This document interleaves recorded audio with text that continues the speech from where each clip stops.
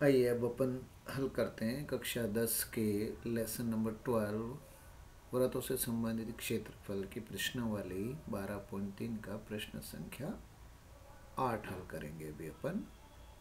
प्रश्न संख्या 8 क्या है देखें आप।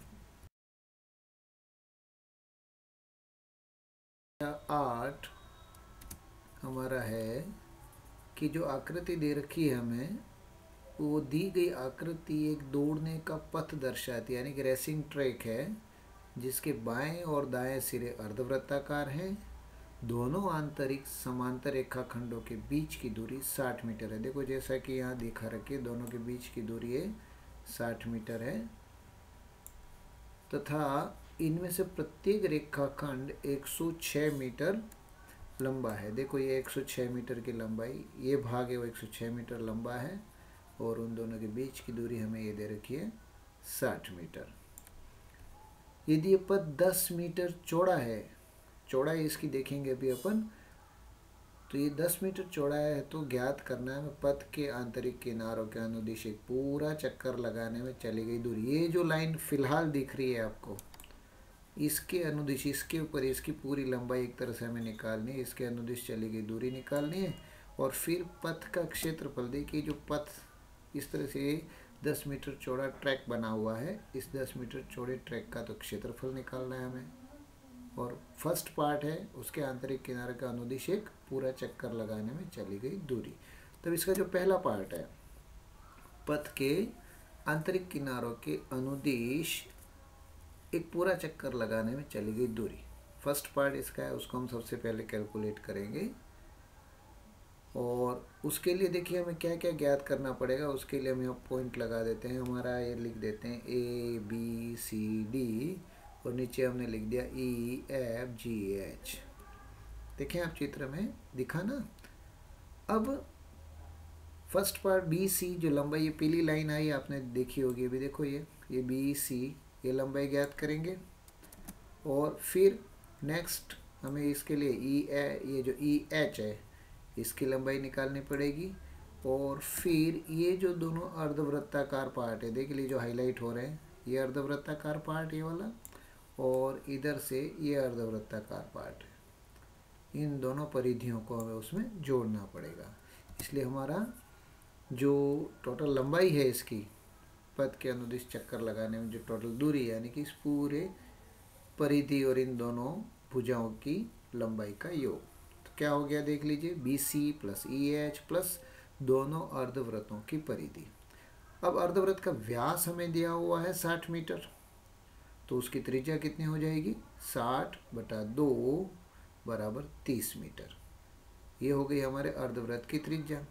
तो BC की लंबाई 106 लिख दी हमने, EH की लंबाई 106 लिख दी, और दोनों अर्धवृत्त की परिधि के लिए देखो हमने सूत्र लगा दिया है πr प्लस πr। तो कितना πr हो गया, ये 2πr, और 106 और 106 को जोड़ा तो हमारे पास आ गया ये 212।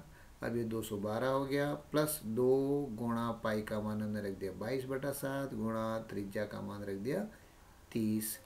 अब इसको 212 प्लस इन तीनों का हमने गुणा कर दिया, 2 गुणा 22 गुणा 30/7। फिर हमने 7 लघुत्तम ले लिया, तो इस 7 का लघुत्तम लिया तो 212 में इसका गुणा हो गया, और इधर इन तीनों का हमने गुणा कर दिया, 2, 22 और 30 का, दिया आ गया 1320। इस तरह से हमारे पास ये आ जाता है 2804/7 मीटर।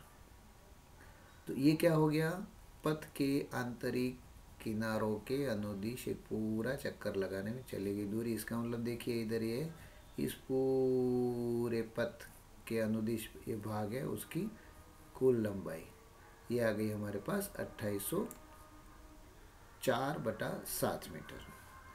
अब हमें नेक्स्ट पथ का क्षेत्रफल निकालना है।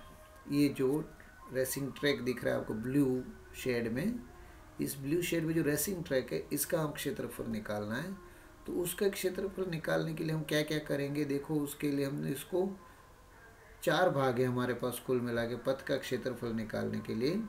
फर्स्ट पार्ट ये जो हाईलाइट हो रहा है येलो कलर में, देखो पीले कलर में, उसका क्षेत्रफल निकालेंगे, और ये हो जाएगा आयत ABCD। तो आयत ABCD का क्षेत्रफल निकालेंगे। नेक्स्ट उसके बाद हम करेंगे ये जो आयत EFGH इसका क्षेत्रफल ज्ञात करेंगे और इसको उसमें जोड़ दिया, 2 हो गया। अब क्या बचा हमारे पास, दोनों साइड में जो दिख रहे हैं आपको अर्धवृत्ताकार भाग वो, तो प्लस दोनों जो वृत्ताकार भाग हैं उनका क्षेत्रफल इसमें हम जोड़ देंगे। वृत्ताकार पथ जो दोनों अर्धवृत्त और अर्धवृत्त दिख रहे हैं उनका क्षेत्रफल इसमें जोड़ देंगे। देखो ये हाईलाइट हो रहा है ना, इसका क्षेत्रफल हम इसमें जोड़ेंगे। अब इसके लिए पूरा इसको यदि हम एक लाइन में लिखते हैं किस तरह से बनेगा, देखो ये आयत ABCD प्लस आयत EFGH प्लस दोनों वृत्ताकार पथ का क्षेत्रफल, इन तीनों चीज़ों को जोड़ना है। अब एक एक करके हम ज्ञात करेंगे। अब देखो सबसे पहले हम निकालते हैं आयत ABCD का क्षेत्रफल। अब ABCD की जो भुजा है उसकी भुजा देखो, लंबाई हमारे पास है AD ऊपर से देखें तो, और चौड़ाई हमें मिल जाती है AB। लंबाई हमारे पास है 106 और चौड़ाई 10 मीटर, क्योंकि पथ की चौड़ाई 10 मीटर में दी हुई है। तो 106 × 10 बराबर ये आ गया हमारे पास 1060 मीटर स्क्वायर। ये हो गया आयत ABCD का क्षेत्रफल। सेम हमें आयत EFGH का क्षेत्रफल निकालना है। EFGH दोनों सेम है, बस भुजा बदलेंगे हम यहाँ पर। इसके लिए हम लिख देंगे इसकी जो लंबाई है EH प्लस इसकी चौड़ाई हम ले लेते हैं EF, तो वो भी 106 × 10 हो गया। तो ये भी आ गया हमारे पास 1060 मीटर स्क्वायर। अब बचता है दोनों अर्धवृत्ताकार पार्ट हमारे पास। अब इनका क्षेत्रफल कैसे ज्ञात करेंगे, देखो इसको थोड़ा ध्यान से समझें आप। इन दोनों का क्षेत्रफल हम किस तरह से निकाल रहे हैं और यही समझने वाली बात है इसमें। और उसके लिए देखो ये अर्धवृत्त जो रेड कलर में अभी हुआ दिख रहे हैं आप, उस बाहरी वृत्त पूरे अर्धवृत्त का क्षेत्रफल निकाल देंगे। फिर उसमें जो आंतरिक वृत्त है ये उसको माइनस कर देंगे। सेम इधर लेफ्ट साइड में भी वही का वही, पहले उसका क्षेत्रफल निकाला और फिर उसमें से माइनस कर देंगे। अब हमने यहाँ लिखा है बाहरी वृत्त का क्षेत्रफल और आंतरिक वृत्त का क्षेत्रफल। अब वृत्त क्यों लिखा है देखें, जब इन दोनों अर्धवृत्तों को हम इस तरह से जोड़ते हैं, देख लीजिए दोनों लिया, दोनों को जोड़ दिया है, पूरा वृत्त बन गया, क्योंकि दोनों का व्यास सेम है 60 मीटर ही है। और उसमें से ये देख लीजिए, उसमें से जो अर्धवृत्त, दोनों अर्धवृत्त जोड़े थे, बीच का वृत्त अगर हम इसको माइनस कर देते हैं तो दोनों वृत्ताकार भाग जो ये रेड पार्ट आपको दिख रहा है ये, उसका क्षेत्रफल निकल जाएगा। इसलिए हमने क्या किया, बाहरी वृत्त का क्षेत्रफल माइनस इस आंतरिक वृत्त का क्षेत्रफल ले लेंगे। अब बाहरी वृत्त की त्रिज्या हमारे पास कितनी आती है, तो बाहरी वृत्त की त्रिज्या निकालने के लिए देख लीजिए ये 30 मीटर तो ये, और प्लस 10 मीटर इस पथ की चौड़ाई, दोनों हम जोड़ देंगे तो ये आ जाती है हमारे पास 40 मीटर। और इसको हमने ले ली कैपिटल R के रूप में हम इसको लिखेंगे। और आंतरिक वृत्त की त्रिज्या ये तो हमने पहले ही निकाल दी है, वो है 30 मीटर। अब इसमें हमें इन दोनों का क्षेत्रफल, इस पथ का क्षेत्रफल निकालने के लिए बाहरी जो वृत्त है उसका क्षेत्रफल, उसमें आंतरिक वृत्त का क्षेत्रफल माइनस करेंगे। सूत्र हमने लगा दिया πr² माइनस πr², एक में कैपिटल R ले लिया हमने, देखो ये कैपिटल R ले लिया और आंतरिक वृत्त की त्रिज्या स्मॉल r ले ली।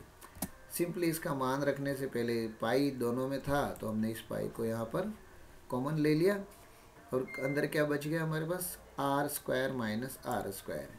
कैपिटल R की वैल्यू हमारे पास है 40 मीटर, स्मॉल r की वैल्यू हमारे पास है 30, तो 40² माइनस 30² हो गया। देखो अब इसको 22/7 और a² माइनस b², ये a² माइनस b² की तर्ज पे इसको हमने एक्सपांड कर दिया। ये हो गया 40 + 30 गुणा 40 माइनस 30। 40 + 30 को हमने जोड़ा तो ये हो गया 70, और 40 में से 30 घटा दिया तो ये आ गया हमारे पास 10। अब 7 से ये 70 काटेंगे तो कितना आएगा, 10।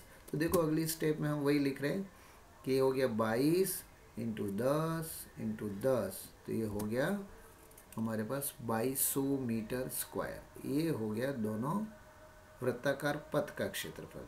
अब हमारे पास देखो आयत ABCD का तो आया 1060, EFGH का आ गया 1060, और ये दोनों वृत्ताकार भागों का पथ का क्षेत्रफल वो आ गया हमारे पास 2200 मीटर स्क्वायर। तो पूरा निकालने के लिए हमें जो पूरा पथ है उसका क्षेत्रफल निकालने के लिए हमने क्या करना है, इन तीनों को जोड़ना है सिंपली। देखो पथ का क्षेत्रफल बराबर हमने लिखा है यहाँ पर आयत ABCD प्लस आयत EFGH लिखेंगे हम। ABCD का क्षेत्रफल देखो 1060 ऊपर हाईलाइट हो गया। उसके बाद आयत EFGH हम लिखेंगे और उसका क्षेत्रफल भी 1060 हमने निकाला। और फिर ये दोनों जो अर्धवृत्त हैं उनका क्षेत्रफल, और वो हमने कितना निकाला है। अब जब इसको देख लीजिए एनिमेशन से, दोनों को जोड़ा था हमने, फिर उनमें से ये अर्धवृत्त माइनस किए थे, और तो ये जो भाग बचा उसका क्षेत्रफल हमने निकाला था 2200 मीटर स्क्वायर। बस इनको सिंपली इसमें मान रख देंगे और इसको हम जोड़ देंगे। तो 1060 प्लस 1060 प्लस 2200, देख लीजिए कितना होता है हमारे पास। ये कुल आ गया 4320 मीटर स्क्वायर। ये हो गया पथ का क्षेत्रफल। ठीक, तो दोनों चीज़ें हमने निकाल दी। इस संबंध में आपको कोई भी क्वेरी है, कोई भी प्रॉब्लम है, तो आप मुझे सीधे मेल कर सकते हैं। मेरा ईमेल आईडी यहाँ दिया हुआ है hariprasad.dpr@rediffmail.com। Thank you very much.